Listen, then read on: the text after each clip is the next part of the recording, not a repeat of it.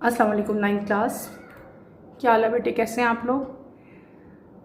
Exercise हम आज करेंगे।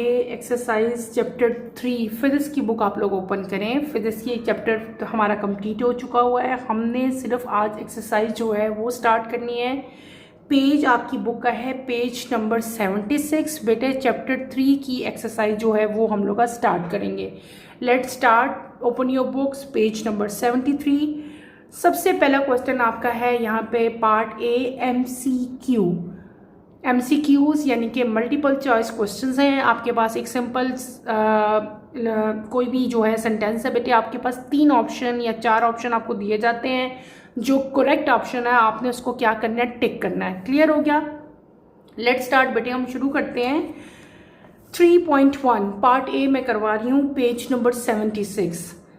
3.1 है when we kick a stone we get hurt, this is due to inertia, velocity, momentum और reaction. 4 option आपको दिए हैं। जब आप स्टोन को किक करोगे आपका पाँव जख्मी होता है, वो क्यों होता है? तो बेटे वो होता है ड्यू टू रिएक्शन। किसकी वजह से होता है? वो रिएक्शन की वजह से होता है। तो पार्ट डी जो है ये इसका करेक्ट आंसर है। आपने इसको जो है डी को टिक करना है। ये कोई साइंटिफिक रीजन इस तरह सच नहीं है कि हम लोग जो है इसकी पूरी पूरी एक्सप्लेनेशन दें। आपने सिर्फ और सिर्फ इसको जो है करेक्ट ऑप्शन जो है उसको आपने मेंशन करना है। करेक्ट ऑप्शन यहाँ पे पार्ट डी आएगा आपका। जब भी आप स्टोन को किक करते हो तो वो रिएक्शन ही होता है ना, तो वो आपको ही उल्टा जो है वो पत्थर आपकी तरफ ही मूव करेगा तो आप ही को लगेगा। An object will continue its motion with constant acceleration until, आपके पास 4 ऑप्शंस दिए गए हैं। पार्ट 3.2 में कर रही हूँ। करेक्ट आंसर आपका है the resultant force on it is 0, यानी कि पार्ट बी जो है वो आपका राइट आंसर है कि कोई भी ऑब्जेक्ट जब कांस्टेंट एक्सेलरेशन के साथ मूव करता है वो कंटिन्यू उसकी मोशन रहेगी अंटिल के जब तक रिजल्टेंट फोर्सेज जो हैं बेटे वो क्या हो जाएंगी, 0 हो जाएंगी। ठीक है, तो बी पार्ट जो है वो आपका राइट आंसर है। बी पार्ट पे आप टिक करें। पार्ट 3.3 पे हम चलते हैं। Which of the following is a non contact force. मैंने आपको पढ़ाया था डिटेल से contact and non contact forces. उसमें हमने बेटे एग्जांपल्स भी की थी, आपको अच्छी तरह से पता होगा। तो यहाँ पे जो आपका पार्ट सी है ना, that is C option, electrostatic force, वो नॉन कॉन्टैक्ट फोर्स होती है। ठीक है, उसको आप लोगों ने टिक करना है। क्लियर हो गया? अब आते हैं 4 पे। 3.4 a ball with initial momentum p hits a solid wall and bounces back with the same velocity, its momentum p dash after collision will be। आपसे पूछा है कि कोई भी जो बॉल है इनिशियल मोमेंटम p के साथ हिट किया सॉलिड बॉल को और वो बाउंस बैक हुआ। ठीक है, with same velocity, velocity same रही है। मोमेंटम p डैश जो है वो आपने बताना है कि आफ्टर कोलिजन क्या होगी। तो आपको पता होना चाहिए कि before and after collision momentum जो है सेम रहती है, लेकिन क्योंकि उसकी डायरेक्शन चेंज हुई तो क्या हो जाएगा, माइनस आ जाएगा। तो आपका करेक्ट ऑप्शन क्या होगा बेटे, p is equal to minus P. Part B जो है वो आपका करेक्ट ऑप्शन होगा, पार्ट बी। इसको आप लोग टिक करो। 3.5 पे हम चलते हैं। A particle of mass m moving with the velocity v collide with another particle of the same mass at rest, the velocity of the first particle after collision. आपने बताना है कि एक पार्टिकल है जो मास m का है, वेलोसिटी v के साथ उसने एक और पार्टिकल के साथ कोलाइड किया है। ठीक है, जिसका मास जो है वो सेम था, बिल्कुल ऊपर की तरह का ही है। तो कोलिजन जो है वो सेम रहेगी, डायरेक्शन चेंज हुई है तो वो क्या हो जाएगी, माइनस में आ जाएगा। तो आपका इसका आंसर क्या होगा, माइनस वी, यानी कि पार्ट बी जो है। No no no no no no no no, ये बेटे आपने ये क्या किया हुआ है, आपने गलत ऑप्शन यहाँ पे। A particle of mass m moving with the velocity v collide with another particle of the same mass at rest, the velocity of the first part after collision is. बेटे वो तो जो second मास है वो तो rest पे है, वो तो मूव नहीं कर रहा। कोलिजन तब है जब दोनों एक दूसरे की तरफ आ रही हैं और आपस में आके क्या हुआ, कोलाइड हुआ। तो इसका तो करेक्ट ऑप्शन जो है वो आपका 0 होगा। आपने ये गलत टिक मार्क किया हुआ है। किसकी बुक है? मेरे पास आपकी है बेटे। ये माइनस भी नहीं है इसका आंसर। इसका आंसर करेक्ट जो है बेटे वो सी है। This is wrong, C is your right option. C को आप लोग टिक करेंगे। ठीक है, तो वेलोसिटी उसकी क्या हो जाएगी, 0 हो जाएगी पार्टिकल की। आपका राइट आंसर जो है वो क्या होगा, 0 होगा। क्लियर हो गया?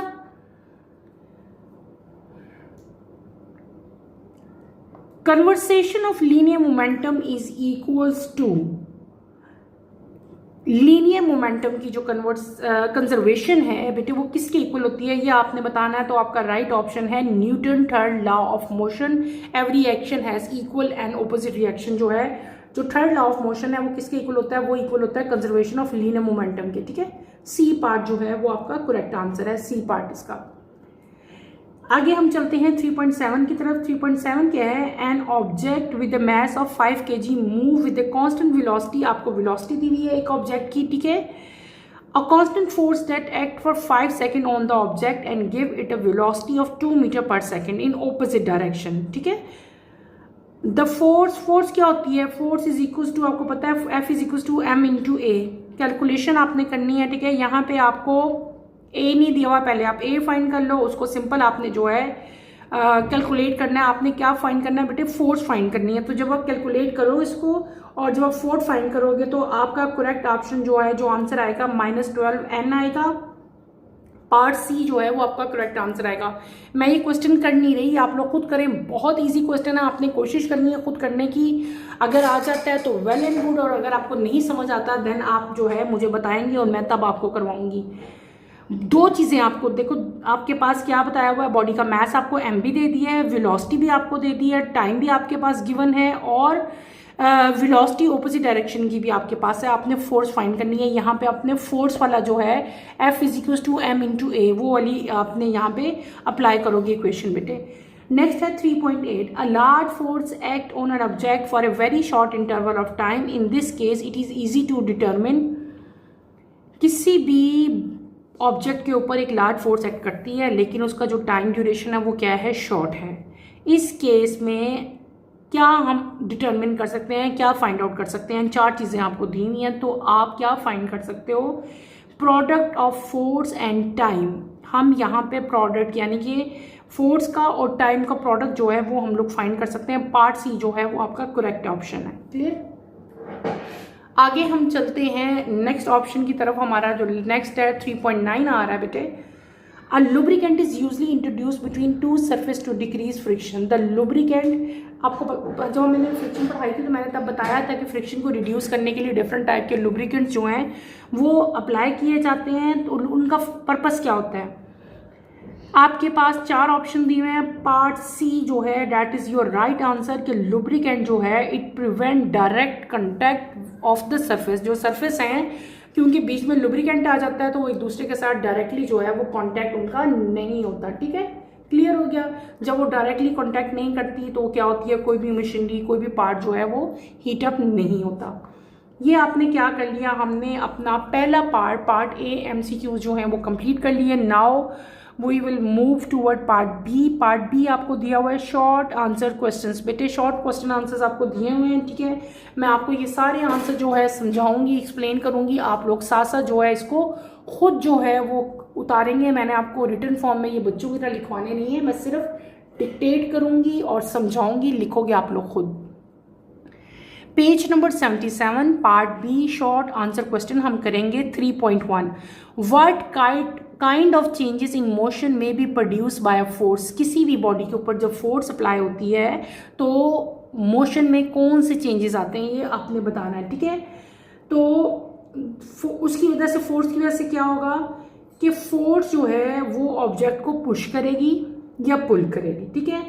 तो या तो वो किसी भी जो आपका बॉडी है उसको स्टॉप कर देगी या उसकी डायरेक्शन और मैग्नीट्यूड को क्या कर देगी, चेंज कर देगी। यानी कि बेटे इन शॉर्ट क्या आपसे पूछा क्या कहते हैं, फोर्स जो है उसकी वजह से क्या, अगर आप फोर्स अप्लाई करते हो तो जो मोशन है उसमें क्या क्या चेंजेस आते हैं, ठीक है। तो वो आपने बताने हैं। तो मैंने फिंगर टिप्स पे आपको कुछ चेंजेस बताए हैं, दोबारा बता रही हूँ। अब फोर्स कैन पुश और पुल, ठीक है, या तो वो पुश करेगी या वो पुल करेगी किसी भी ऑब्जेक्ट को। तो आप कैसे लिख लोगे, नंबर 1 लिख लोगे अ फोर्स कैन पुश और पुल एन ऑब्जेक्ट। नंबर 2 पे आप लोग क्या लिखोगे, it can stop the velocity of a body. Number 3 पे आप लोग क्या लिख सकते हो, it changes the magnitude and direction of the velocity of a body. Clear हो गया, लिख लोगे बेटे। आप 3.2 की तरफ चलते हैं। Give 5 examples of contact forces. Contact forces की 5 एग्जाम्पल्स आपने देनी है, ठीक है। तो आप लोग अपनी बुक पे 5 ऑप्शन लिखे हैं, 1 2 3 4 5। मैं आपको बताती हूँ। कॉन्टैक्ट फोर्सेस की एग्जाम्पल जो है आपकी बुक में भी लिखी हुई है, लेकिन मैं आपको बता भी देती हूँ। Friction number 1, number 2 normal force, number 3 air resistance, number 4 tension, number 5 drag force. ये तमाम की तमाम फोर्सेस जो हैं ये किसकी एग्जांपल है? कॉन्टैक्ट फोर्सेस की। लिख लिया बेटे आप लोगों ने? मैं दोबारा एक दफा रिपीट कर देती हूँ। Friction, normal force, air resistance, tension and last one is drag force. Clear हो गया? अब हम चलते हैं अपने पार्ट 3 की तरफ। 3.3 an object move with constant velocity in free space, how long will the object continue to move with this velocity. एक ऑब्जेक्ट जो है वो कांस्टेंट वेलोसिटी के साथ स्पेस में मूव कर रहा है, वो कितनी देर तक कंटिन्यू करेगा इसी वेलोसिटी के साथ, जो है वो कितनी देर तक, कितनी मतलब कितना टाइम जो है वो स्पेंड कर सकता है, ये आपने बताना है।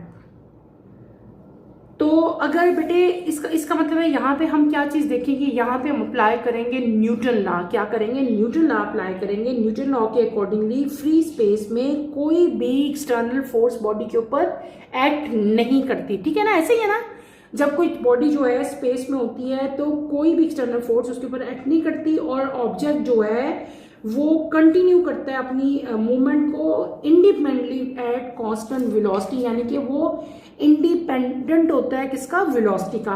तो आप इसका सिंपल आंसर बेटे क्या लिख सकते हैं? मैं आपको लिखवाती हूँ, लिखें आप लोग, राइट कर लें। According to Newton's first law in free space with no external force, ठीक है, with no external force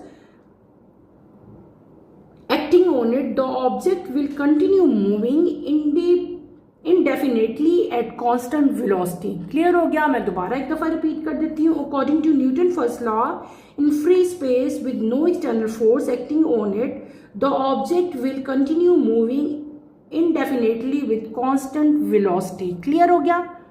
number 4, 3.4 पे आप लोग आते हैं। क्वेश्चन आपका है डिफाइन इंपल्स ऑफ फोर्स। आपने इंपल्स ऑफ फोर्स को जो है वो डिफाइन करना है बेटे। मैंने इंपल्स ऑफ फोर्स आपको डिटेल से जो है पढ़ाई है। इंपल्स ऑफ फोर्स क्या होती है? Impulse of force is the product of force and the time duration it act. आपने सिंपली उसकी डेफिनेशन लिखोगे और उसकी इक्वेशन लिखोगे। दोबारा बता देती हूँ, आपकी बुक में भी इसकी एग्जाम्पल लिखी हुई, डेफिनेशन लिखी हुई है। क्या डेफिनेशन है? Impulse of force is the product of force and the time duration it act, यानी कि F multiply by delta T। Clear है? ये इसकी वो हो जाएगी। ये आप लोग की बुक में भी लिखी है, वहां से भी आप राइट कर सकते हैं। नेक्स्ट आपका आता है 3.5 why has not Newton first law been proved on earth. Newton का जो फर्स्ट लॉ है वो अर्थ के ऊपर प्रूव क्यों नहीं हो सकता? आपने इसका रीजन बताना है, वाई। न्यूटन का फर्स्ट लॉ क्या था? न्यूटन का फर्स्ट लॉ ये था कि कोई भी एक्सटर्नल फोर्स जो है वो अप्लाई नहीं होती, ठीक है, किसी भी बॉडी के ऊपर जो कि अर्थ के ऊपर है। लेकिन बहुत सारी different forces like friction, air resistance जो है वो अर्थ की सरफेस पे प्रेजेंट होती हैं। ये जो फोर्सेस हैं बेटे ये प्रिवेंट करती हैं इनर्शियल मोशन को।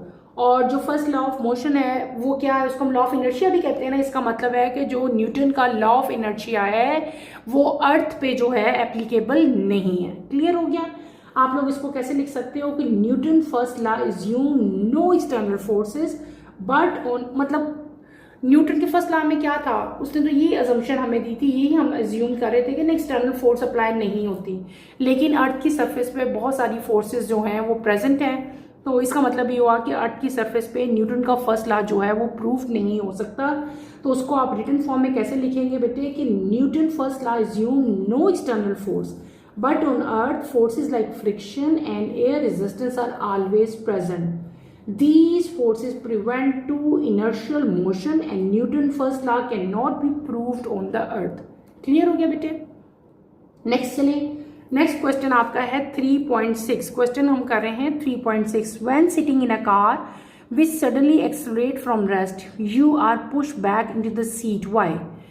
आप जब गाड़ी में बैठते हो सडनली आपकी गाड़ी एकदम रेस्ट पे होती है लेकिन एकदम चलना शुरू होती है, तो आप पीछे जाके सीट के जो है आप गिरते हो या जोर से पीछे जो है सीट के साथ पुश होते हो। उसका रीजन क्या है? वाई? ठीक है, ये तो एक कॉमन फिनोमेना है, सबके साथ ही हुआ होगा। तो बेटे इसमें मतलब क्या होता है कि आपकी बॉडी का जो इनर्शिया है वो आपकी बॉडी को रेस्ट पे रखता है रिलेटिव टू द सीट, ठीक है। यही वजह है कि आप जो है वो पुश बैक होते हैं जब आपकी गाड़ी जो है वो सडनली जो है वो स्टार्ट करती है मूव करना। क्लियर हो गया। इसको आप लोग कैसे राइट करेंगे? Right your answer. When a car accelerate, जब कार आपकी मतलब मूवमेंट शुरू होती है उसके अंदर एक्सेलरेशन प्रोड्यूस होती है, आप लिखोगे when a car accelerate inertia, inertia है मेन चीज, inertia causes your body to remain at rest relative to the seat, यानी कि गाड़ी तो मूव कर रही है लेकिन आपकी बॉडी का जो इनर्शिया है वो आपकी बॉडी को रेस्ट पे रखे होता है, ठीक है। आपकी बॉडी रेस्ट पे ही होती है। That is why you are push back into the seat, यानी कि इसका मतलब क्या है, इसका मेन रीजन क्या है? इनर्शिया है। इनर्शिया जो है वो क्या करता है? आपकी बॉडी को रेस्ट पे रखता है। तो आप लोग इसका मेन क्या रीजन लिखेंगे? Inertia causes your body to remain at rest relative to the seat। Next topic की तरफ हम आते हैं बेटे। क्वेश्चन आपका है 3.7, the force express in newton second law is net force, why is it so? जो न्यूटन का बेटे सेकेंड लॉ है उसमें क्या है? टोटल नेट फोर्स जो है हमें बताई जाती है। क्यों? इसका क्या मतलब है? तो आप सिंपल बताओगे the force express in newton second law is net force, ठीक है। ये तो लिखोगे बिकॉज, क्यों? इसका रीजन बताना है कि नेट फोर्स का मतलब होता है कि किसी भी ऑब्जेक्ट पे टोटली जितनी फोर्सेस अप्लाई हो रही हैं उन सबको हम लोग कंबाइन करेंगे तो उनको हम लोग क्या कह देंगे? नेट फोर्स कह देंगे। नेट का मतलब होता है सारी, सबका सम अप, जितनी भी किसी ऑब्जेक्ट के ऊपर फोर्सेस जो हैं वो अप्लाई होती हैं। आपने इसके आंसर में ये सारा का सारा राइट करना है। फुल स्टॉप की जगह आपने क्या लगा देना है? बिकॉज लगा देना। आप क्या लिखोगे? The force express in newton second law is a net force because, अब आगे क्या लिखो मैं बता रही हूँ, because it accounts for all the forces acting on the object producing the actual acceleration. Clear हो गया? ये आपने आंसर जो है राइट कर लेना। नेक्स्ट क्वेश्चन है बेटे आपका question 3.8, how can you show that rolling friction is lesser than the sliding friction? Rolling friction है और एक स्लाइडिंग फ्रिक्शन है। रोलिंग फ्रिक्शन और स्लाइडिंग फ्रिक्शन मैंने आपको बेटे पढ़ाई थी जब हमने फ्रिक्शन पढ़े थे। तो रोलिंग फ्रिक्शन जो है वो स्लाइडिंग फ्रिक्शन से लेसर क्यों है, उससे कम क्यों होती है, आपने इसका रीजन बताना है। तो सिंपल रीजन है बेटे, ये हमने पढ़ा भी था कि जब आपका व्हील जो है वो स्मूथ सरफेस के ऊपर जो है मूव करता है और उसके साथ कांटेक्ट करता है तो जो सरफेस है उसका एक सिंगल जो है कांटेक्ट होता है, ठीक है, और वहां पे कोई रिलेटिव मोशन नहीं होती दो सरफेस के दरमियान में। तो जो स्लाइडिंग फ्रिक्शन है वो क्या होगी? वो जीरो हो जाएगी। कब? जब आपकी सरफेस स्मूथ होगी, जैसे कि आपकी रोड होती है बिल्कुल स्मूथ होती है, उस पर कोई बम्प नहीं आए, कोई वहां से रोड डैमेज ना हो। तो जब भी आपकी गाड़ी जो है, कोई भी ऑब्जेक्ट जो है, जब वो स्मूथ सरफेस के ऊपर मूव करता है तो क्या आपका जो कांटेक्ट होता है व्हील का और जो सरफेस का होता है वो क्या होता है? सिंगल पॉइंट होता है, ठीक है, जिसकी वजह से कोई रिलेटिव मोशन जो है उन दोनों के दरमियान में प्रोड्यूस नहीं होती और स्लाइडिंग फ्रिक्शन जो है वो क्या हो जाएगी? जीरो हो जाएगी। क्या हो जाएगी? जीरो हो जाएगी। क्लियर है? दूसरा केस क्या है कि व्हील जो है आपको पता है कि थोड़ा सारा कंप्रेस होता है एट कांटेक्ट पॉइंट। जब दो सरफेस जो है अंडर स्ट्रेस जो है वो दोनों इन टच आती हैं, दो सरफेसेस, यानी कि गाड़ी का व्हील हो गया और आपकी जो सरफेस है, जब वो कांटेक्ट में आती हैं अंडर स्ट्रेस, यानी कि आपकी जो सपोज हम करेंगे कि अगर आपकी सरफेस जो है बेटे वो स्मूथ नहीं है तो उस केस में क्या होता है कि स्लाइडिंग फ्रिक्शन, बहुत थोड़ी स्लाइडिंग फ्रिक्शन प्रोड्यूस होती है। उस स्लाइडिंग फ्रिक्शन को हम लोग क्या कहते हैं? रोलिंग फ्रिक्शन कहते हैं। और रोलिंग फ्रिक्शन जो है बेटे 100 टाइम्स स्मॉलर होती है किससे? स्लाइडिंग फ्रिक्शन से। क्लियर हो गया? तो बेटे ये तो थी इसकी एक्सप्लेनेशन के जो रोलिंग फ्रिक्शन है वो स्लाइडिंग फ्रिक्शन से लेसर क्यों होती है। तो अगर आपने इसको, अगर आप रिटन फॉर्म में आप लोग इसको कैसे लिखोगे, मैं आपको थोड़ा सा आइडिया देती हूँ। कोशिश आपने करनी है कि आप खुद लिखो। सिंपली लिखोगे कि जब भी आपका wheel, when wheel moves on the smooth surface, it has contact with the surface only at a single point. Single point पे उनका कॉन्टैक्ट होगा, ठीक है। there is no relative motion between two surfaces at this point, therefore sliding friction is zero. sliding friction कितनी होगी? Zero होगी. कब zero होगी? जब आपकी सरफेस क्या होगी? स्मूथ होगी बेटे, तब की बात आई है. ठीक है, लेकिन साथ ही क्या हो जाएगा, आप ये भी लिख सकते हो however practically the wheel is compressed. Practically अगर देखा जाए तो आपका व्हील जो है लिटिल बिट ड्यूरिंग ड्राइविंग जो है, जब गाड़ी जो है बेटे चल रही हो, तो it is little bit compressed with little temporarily at the contact point of the two surfaces under stress. ठीक है, स्ट्रेस जब होगा, अंडर स्ट्रेस में दोनों जो कॉन्टैक्ट पॉइंट्स में सर्फेसेस होंगी वो क्या होंगी? टेम्परेरी. वहां पे थोड़ा सा कंप्रेशन प्रोड्यूस होगा. Because of this little sliding friction is produce. क्या और क्या चीज प्रोड्यूस होती है? बहुत थोड़ी फ्रिक्शन प्रोड्यूस होती है, which is called rolling friction. आप क्या लिखोगे? Little sliding friction is produce which is called rolling friction. Sorry बेटे, this rolling friction is about 100 times smaller than the sliding friction. Clear हो गया? अब हम चलेंगे अपने नेक्स्ट क्वेश्चन की तरफ. नेक्स्ट क्वेश्चन आपका है 3.9. Define terminal velocity of an object. Terminal velocity हमने बहुत डिटेल से जो है मैंने आपको पढ़ाई थी. मैं आपको इसकी डेफिनेशन राइट करवा रही हूँ, आप लोग इसकी जो है अपनी अपनी नोटबुक्स में राइट कर लें. When upward air resistance balance the downward force of a gravity on a falling object, it falls down with constant velocity. It is called terminal velocity. terminal velocity हमने डिटेल से पढ़ी है, मैं दोबारा बता देती हूँ कि जब बेटे अपवर्ड एयर रेजिस्टेंस जो है डाउनवर्ड फोर्स कौन सी होती है? Force of gravity. कोई भी चीज जब नीचे आती है तो अर्थ की जो ग्रेविटी है वो इसको अपनी तरफ अट्रैक्ट करती है, तो कोई चीज नीचे आती है ना. जब ये दोनों फोर्सेस, अपवर्ड में कौन सी है? Air resistance. नीचे कौन सी है? Force of gravity. जब ये दोनों चीजें क्या हो जाएंगी? एक दूसरे को बैलेंस कर लेंगी, अपवर्ड फोर्स और डाउनवर्ड फोर्स, तो क्या हो जाएगा? आपका जो ऑब्जेक्ट है वो कांस्टेंट वेलोसिटी से क्या आएगा? नीचे आएगा. इस वेलोसिटी को हम लोग क्या कहते हैं? टर्मिनल वेलोसिटी कहते हैं. क्लियर हो गया? इसको अगर आपने डिफाइन करना है तो आप लोग कैसे करोगे?